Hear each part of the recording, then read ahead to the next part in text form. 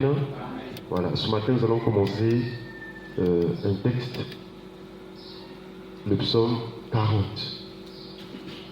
Et nous allons prendre quelques parties et pensons que le Seigneur va nous parler dans ce psaume. Alléluia. Amen. Psaume 40, le verset 2 à 5. Kanda ya nkunga kikapu ya makumi iya mulunga ya zoli tina tano.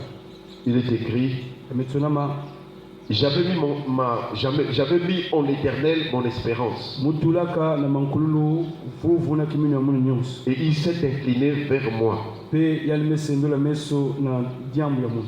Il a écouté mes cris. Yamewa bidilu ya munu te bisambu ya munu. Il m'a retiré de la fosse de destruction, Yame basa munu na bibulu ya pasi ya nketokoso, du fond de la boue. na kati ya poto poto. Et il a dressé mes pieds sur le roc. Pe yalimetula makulu ya munu pene ya bitadi. Il a affermi mes pas.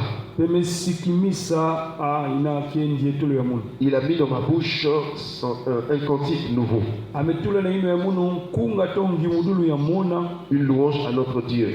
Ngimudulu na tadisi ya nza. Beaucoup l'ont vu Mingi metala ya. et ont eu de la crainte. Pe vandaka na kutumamana. Ont eu de la crainte. Vandaka na boma. Et ils se sont confiés en l'Éternel. Pe bame kukiyekola na nza. Heureux l'homme qui place en l'Éternel sa confiance Yesu na monte metula vuvu na mankululu.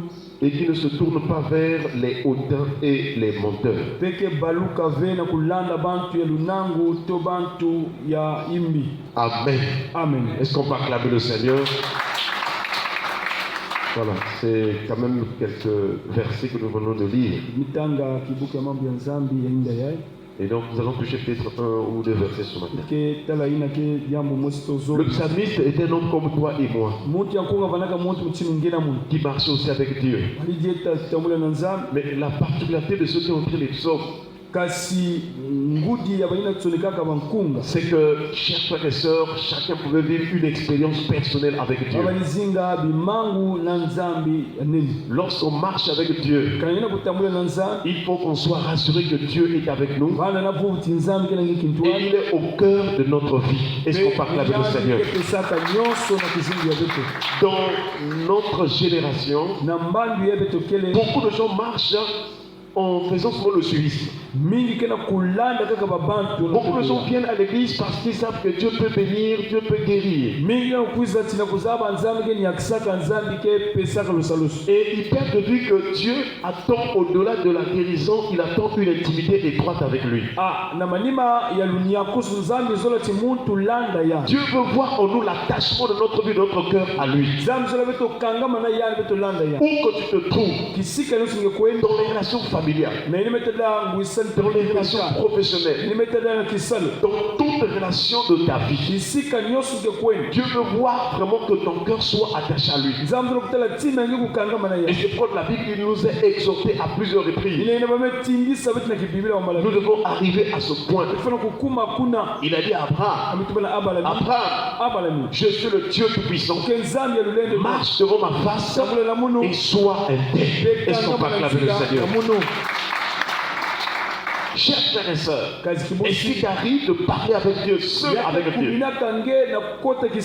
Est-ce qu'il t'arrive de penser ta relation avec Dieu? Est-ce que tu es rempli de joie du fait que tu es enfant de Dieu? Dieu veut vraiment voir ton cœur dans cette dimension, dans cette disposition. Voilà pourquoi dans les psaumes nous voyons l'expression de ces gens-là qui avaient la foi en Dieu et l'espérance en l'Éternel. Dieu veut te voir aussi arriver à ce niveau. Parlez avec Dieu.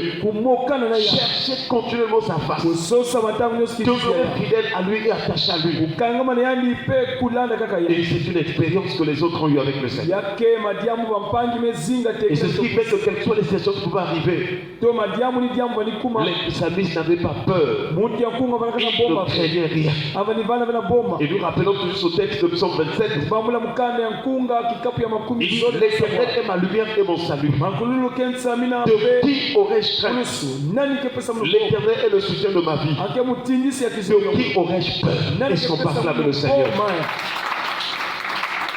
Donc sur Psaume 40, nous venons de lire à partir du verset 2. Il dit, j'avais mis en l'Éternel mon espérance. Donc avant de chercher les bénédictions ou quoi que ce soit de la terre ou passager, le psalmiste il dit, j'avais mis en l'Éternel mon espérance. Lorsqu'on commence la relation avec Dieu, lorsqu'on commence la marche avec Dieu, l'un des premiers éléments dans les premiers pas avec le Seigneur, ce que Dieu veut voir dans notre cœur, il y a au moins 3 choses fondamentales. Et c'est ce que l'apôtre Paul a rappelé aux chrétiens de Corinthe. Il a dit maintenant il y a 3 choses qui demeurent: la foi, l'espérance et l'amour. Est-ce qu'on parle avec le Seigneur? Chers frères et sœurs, nous ne marchons pas au hasard. Nous ne sommes pas dans l'incertitude lorsque nous avons cru au Seigneur. La foi est quelque chose de certain. Même si tu ne vois rien, si tu as la foi, sache que tu es dans la certitude. Parce que le Seigneur est vivant. Il est la vérité. Il ne ment point. Ce qu'il t'a promis, il l'accomplira certainement. Alléluia. Amen. Et nous devons faire comme le psalmiste. Il a dit, j'avais mis en l'Éternel mon espérance. Voilà la première des choses. L'espérance, c'est attendre quelque chose de la part du Seigneur. L'espérance, c'est avoir l'assurance en Dieu. Même quand tu es abandonné, même quand tu es rejeté, même quand tu es seul, où que tu te trouves, quels que soient les temps, quelles que soient les circonstances, quels que soient les lieux, dans ton cœur, dans ton âme, tu dois espérer en l'Éternel. Alléluia. Amen. Chers frères et sœurs, si tu mets ta confiance en des hommes, tu seras déçu. Même ta famille peut t'abandonner. Même ceux à qui tu as fait du bien peuvent t'abandonner. Chers frères et sœurs, mais quand tu mets ton espérance, ta confiance en Dieu, tu ne perds rien. Tu ne perds rien. Mais au contraire, l'Éternel te sera favorable. Alléluia. Amen. Et c'est pourquoi le psalmiste commence à dire, j'avais mis mon espérance en l'Éternel. L'Éternel, c'est la personne de Jésus-Christ. Dans l'Ancien Testament, on citait souvent l'Éternel, l'Éternel. Mais l'Éternel s'était décidé de venir habiter parmi les hommes. Et le fait qu'il est venu parmi les hommes, ce Dieu qui est venu habiter parmi les hommes ou au milieu des hommes, ce Dieu éternel a un nom. Et son nom c'est Jésus-Christ de Nazareth. Alléluia. Amen. C'est pourquoi Esaïe avait dit, un enfant nous est né, un fils nous est donné, on l'appellera admirable, conseiller, Dieu puissant, Père éternel. Donc l'enfant qui devait naître, c'est lui le Père éternel. Or, nous savons que le Père, c'est le Dieu vivant et vrai. C'est lui éternel. Et venons parmi les hommes. Il s'est manifesté par le nom de Jésus. Et c'est ce nom qui est au-dessus de tout nom. C'est ce nom qui est souverainement élevé. C'est ce nom qui domine sur tout. C'est ce nom qui règne sur tout. Il n'y a aucune puissance. Il n'y a aucun esprit. Il n'y a aucune force. Aucune œuvre des ténèbres qui peut résister à ce nom. Chers frères et sœurs, si tu mets ton espérance, si tu mets ta confiance dans le nom de Jésus, tu ne seras point confus. Alléluia. Tu ne seras pas confus si tu mets ta confiance dans le nom de Jésus. Voilà pour le Seigneur est en train de rappeler. J'avais mis mon espérance en l'Éternel. Quel est ton cas ce soir, ce matin? Quelle est la disposition de ton cœur? Est-ce que quand tu viens à l'église, tu viens pour les autres? Tu viens pour le pasteur? Non, chers frères et sœurs, nous devons mettre notre confiance, notre espérance en l'Éternel. C'est lui qui va agir. Le pasteur n'est qu'un canard. Il n'est qu'un instrument que Dieu a utilisé. Le pasteur peut prier pour toi, mais la main invisible qui agit en toi, c'est la main de l'Éternel. Et c'est cette main-là qui guérit. C'est cette main-là qui sauve. Quelle que soit la détresse, quelle que soit la force de destruction, quelle que soit la situation dans laquelle tu te trouves, cette Cette main invisible est tellement puissante. C'est elle qui sauve. C'est elle qui retire la force. Chers frères et sœurs, lorsque Israël était dans la servitude en Égypte, ils étaient en train de croupir, en train de crier. Dieu va parler. Il dit, j'ai écouté, j'ai vu la souffrance de mon peuple qui est dans l'Égypte. Et j'ai entendu les cris que lui font pousser ses oppresseurs. Il dit, je suis descendu pour le délivrer. Est-ce qu'on va acclamer le Seigneur? Alors, comment est-ce que l'Éternel va agir pour délivrer Israël? Il avait déjà donné le mandat à Moïse pour aller dire à Pharaon de laisser aller le peuple. Mais Pharaon était en train de résister. Pharaon s'opposait à la volonté de Dieu. Et un jour, dans Exode chapitre 6, à partir du verset 1, l'Éternel va dire à Moïse ce jour-là, il va dire à Moïse, une main puissante forcera Pharaon à laisser aller le peuple israélien. Alléluia. Quand Dieu parlait à Moïse, il n'y avait pas de main, mais Dieu parlait d'une main invisible, la main du Tout-Puissant. Ce matin, j'ai une bonne nouvelle à t'annoncer. Si tu as l'espérance en l'Éternel, la main puissante de l'Éternel te saisira, te conduira, te délivrera, te guérira et brisera la puissance de tes adversaires. Quelles que soient les prisons spirituelles, ne crains rien. Espère en l'Éternel. Aujourd'hui, beaucoup de chrétiens sont malmenés par les démons parce qu'ils ont peur. Tu ne peux pas marcher avec eux avec la peur. C'est pas normal. Quand tu as peur, ça dit que tu t'humilies. C'est comme si tu es en train d'humilier la puissance de Dieu. Tu es en train de montrer comme si Dieu est incertain. C'est comme s'il y a des domaines où Dieu ne peut pas agir. C'est comme si Dieu est limité. Voilà pourquoi je voudrais te dire, ne crains rien, ne t'effraie point, n'aie pas peur. L'Éternel ton Dieu sera avec toi. Dans tout ce que tu vas entreprendre, où que tu marches, il est avec toi. Il t'aime. Ce matin, il t'a réveillé parce qu'il est en train de continuer le plan qu'il a tracé pour toi. Alléluia. N'aie jamais peur. Il y a quelque chose que Dieu a fait dans ta vie. Et il a dit à Moïse, une main puissante forcera Pharaon à laisser aller le peuple. C'était sa main. Ce n'était pas la main de Moïse, mais c'était la main de l'Éternel. Et cette main a agi. Et Pharaon et son armée, ils ont été engloutis de la mer.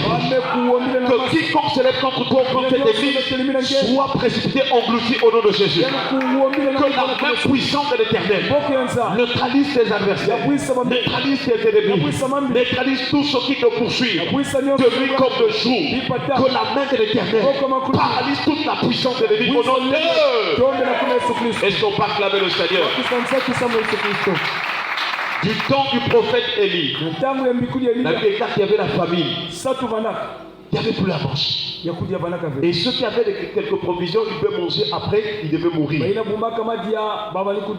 avez remarqué que Élie le prophète, il se tenait souvent dans la présence de Dieu. Il aimait la prière. Il se tenait devant Dieu. Et Dieu a commencé à l'orienter. Jusqu'à ce que Élie a vaincu les prophètes de Baal. Pourquoi? Parce que la main puissante de l'Éternel a agi en sa faveur. Après que le prophète de Baal ont été vaincus. Chers frères et sœurs, la Bible déclare que Élie va dire à son serviteur, alors qu'il est monté sur la montagne, il va dire regarde du côté. Il montre un côté où il devait regarder. Il dit regarde là-bas, qu'est-ce qu'il voit? Au départ il dit je ne vois rien. Mais quelques temps après, il dit je vois la forme d'une pomme de la mer. Est-ce qu'on peut acclamer le Seigneur? Et Élie lui dit qu'il y a un bruit qui annonce la pluie. C'est la main de l'Éternel qui va te faire descendre la pluie de bénédiction sur ta vie. Tu étais ignorant. Tu étais sous le contrôle, sous la domination des prophètes de Baal, des pratiques impures. Tu es rentré dans beaucoup de maisons, des féticheurs, des devins, des faux prophètes. Chers frères et sœurs, mais maintenant il y a une bonne nouvelle. Puisque Jésus a tout accompli, la main de l'Éternel se manifeste en ta faveur pour faire pleuvoir dans ta vie la pluie de bénédiction, la pluie d'abondance, la pluie de prospérité, la pluie de l'élévation, la pluie de gloire, la pluie de guérison dans ta maison, dans tout ce qui t'appartient, tout ce qui te concerne. La pluie est en train de descendre sur toi. Et le Seigneur assimile la pluie à sa parole. Il dit comme la pluie et la neige descendent des cieux et il n'y retourne pas sans avoir fécondé, arrosé la terre. Ainsi en est-il de ma parole. Ma parole, cette pluie-là, c'est maintenant la parole. Lorsque tu écoutes la parole de Dieu, elle fait descendre la bénédiction en ta faveur. Que la parole de Dieu te bénisse ce matin au nom de Jésus. Que la parole de Dieu te bénisse. Cette parole aussi est la même puissance de l'Éternel. Si dans l'ancienne alliance, l'Éternel agissait par sa main, dans la nouvelle alliance, la parole a été faite chair. Alléluia. Le mystère de Dieu se trouve dans sa parole. Et c'est cette parole qui est la même puissance. C'est cette parole qui guérit. C'est cette parole qui te restaure. C'est cette parole qui te bénit. Tout dont Dieu réside dans sa parole.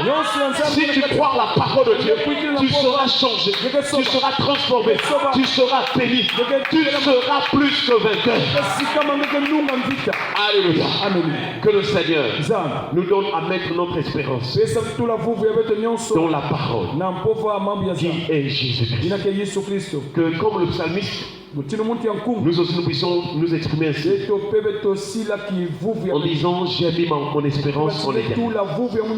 J'ai mis en éternel mon espérance. Tous les jours de notre vie, que notre cœur puisse espérer en l'Éternel. Ne regarde pas tes problèmes. Regarde à la toute puissance de Dieu. Regarde à la main de Dieu. Regarde à la parole de Dieu. Dieu peut tout dans ta vie. Ta vie n'est pas finie. Il y a encore des miracles, des signes, des prodiges que tu vas vivre dans ta vie. Mais ce n'était dans la prière. Nous allons remercier le Seigneur pour sa parole. Et nous allons prier le Seigneur au nom de Jésus. Gloire à toi, notre Père. Merci pour ta parole, Seigneur. Merci.